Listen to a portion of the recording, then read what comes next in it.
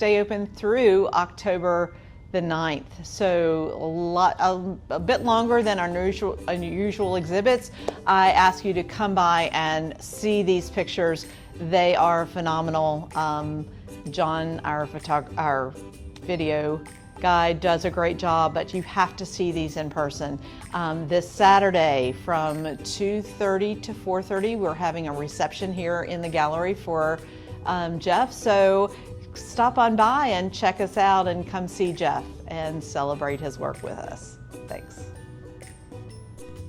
Hi, welcome to the exhibit, new exhibit in Allegheny Highlands Arts and Crafts Center. I'm here with Jeff Bartley, our photographer for this show. Welcome, Jeff.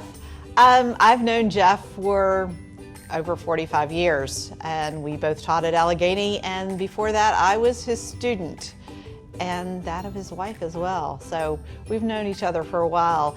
I'm thrilled to be talking to Jeff today about his work.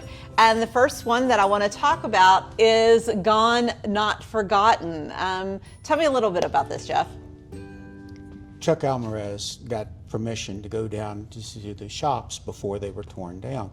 And so the camera club was wandering around. Well, they were wandering one direction. I decided to wander a different direction, and I walked into this room and I saw it. I saw it in black and white. It was perfect for black and white because color is kind of like a stage play.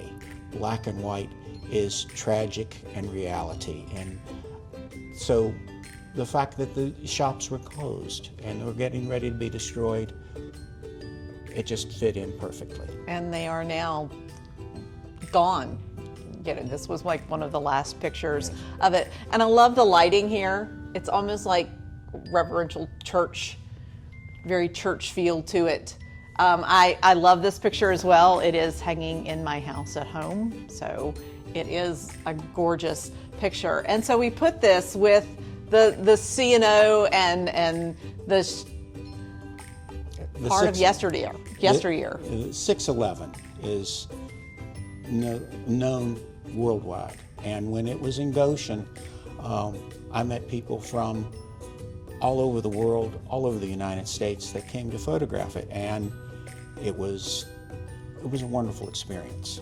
Yeah, I think that we're known for being a train town, but we don't appreciate how train enthusiasts are from around the world, and that they flock here to see the C&O shops and to see trains. Yes. How did you get started into photography? My wife is the photographer.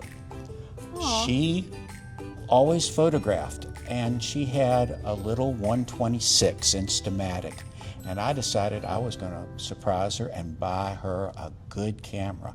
So I bought her a 35mm camera.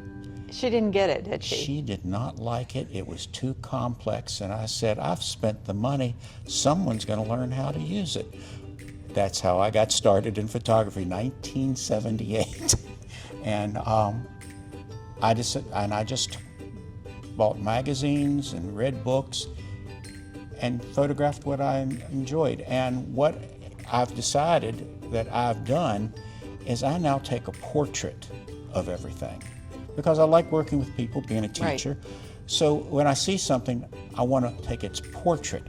Now, some of the things, landscapes, it's But you do difficult. take their portrait, like this one. This is a portrait. This is the Palace Complete in Prague, and it is stunning. I was asking you earlier, how did you get the colors like this? You waited around. What happened was the rest of the group had paid to go for a Czech dinner and dancing. Well, we had joined the tour late, so we hadn't gotten invited to that. So we stayed downtown and just waited, and the sun set beautifully. And that's the Charles Bridge right there. And the sky was perfect, and we waited, and the lights came up on the Palace complex, and it was fine. And you were telling me a little bit of history about that this was such a beautiful place because it was untouched. Untouched in World War II. So you still have the medieval look to it. Well, that's this is the medieval clock in Prague. No one knows how to read it, but everybody gathers around it all the time. There's always, I couldn't even get straight onto it because the crowd was so large. And then with that, you have the vaulted ceiling as well. The vaulted ceiling. This is the cathedral. Okay. And this is the vaulted ceiling outside. We have scenery, landscapes, animals, all sorts of things, but I was struck when we were putting the pictures up yesterday that we had 2 nautical pictures. So we have the Sail 250 from Hampton here, and then we have the 1177 from USS Arizona. And so you told me the story about this, and in your head, this is what you needed to do with it. So tell me about this. All right, first of all, 1177 as the title is how many men died on board on December 7th. I took a picture, everybody takes a picture of the memorial, and it was nice. And I went inside, and there were the names, and by themselves, nothing. The gun turret, but when I saw the diesel fuel blurb up from, 1941 to 2025 when I took this, it's still leaking diesel fuel. And that tells me a whole lot. So I decided it needed to be all together. It couldn't be separate. It had to tell the story of the USS Arizona. So I was happy to get that done just right. And cutting the mat was a real bear as well. Yeah, cutting mat involves math, and that's really hard. As you enter the gallery to the right, we affectionately call this the Pooh Wall for Winnie the Pooh. The title of the exhibit is All Who Wander. And from Tolkien, all who wander are not lost. But if you find yourself in these places, you may be lost. These are not on the beaten path. Jeff, tell us a little about these pictures. Many years ago, I purchased a book called Roadside America. And it talked about all the great places that have gone away or disappeared from the public eye because Lady Bird Johnson decided the Wall drugstore signs had to come down because she had to beautify America. And then the interstates bypassed many of these places. So if I have a chance, I'm going to go to these places. Carhenge, we just happened on that. I was just surprised about Carhenge. Some of these others we definitely went to. The Geographic Center of the contiguous 48 states. We actually made a plan to go to that. Hole in the Rock. We made a plan to go to that. Now, Wall Drug, everybody has to go to Wall Drug, just like the Corn Palace, which is out on the front wall. Of course, when my son was 11 years old, we went to Sturgis. Well, we didn't know that the motorcycle rally was going on at the time, so my 11-year-old son got to go in downtown Sturgis during the motorcycle rally. He'll be in therapy for years for that. But everything here is just something that at one time people just went to and just loved. And now they're fading. Some of them, like Wigwam Village number 2, it's just going the way of the steam engine. But I still liked it. I still go there. This is homage to Antarctica.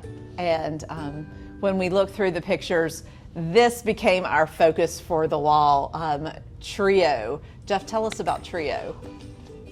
We were told while we were in Antarctica, stay away from the animals. Stay at least 15 feet. You don't, because there's bird flu down there, and so they don't want it. So they didn't tell the animals to stay 15 feet away from us. So we'd be standing around, and all of a sudden these birds would pop over the side. Hello, how are you? We were standing on the shore. They'd pop out of the water. Hello, how are you? And so, being the good people that we are, we try to back away, but they just think we're ugly birds, and they just wanted to keep following us. And the trio, they just kept following us. This one, yes, they can fly. But Antarctica was remarkable. It was warmer in Antarctica when we were there than it was in the Allegheny Highlands. And you went there in November? November, yes. Okay. Yeah, I also like this picture, crossing the Drake Passage, and this guy is shoveling ice off the deck and throwing it off to the side. I just can't imagine being there when you guys are there bundled up. So we bundled up, but because we were on Antarctica, we weren't on the little islands around. We were on Antarctica. We were trudging around in the snow and in the ice, and when we got back to the ship, we had to peel everything off because we were so hot and sweaty from the work. And they asked me if I wanted to go kayaking to photograph because you have a better chance of getting whales. And I made the comment that Antarctica was probably not the place I wanted to learn how to kayak.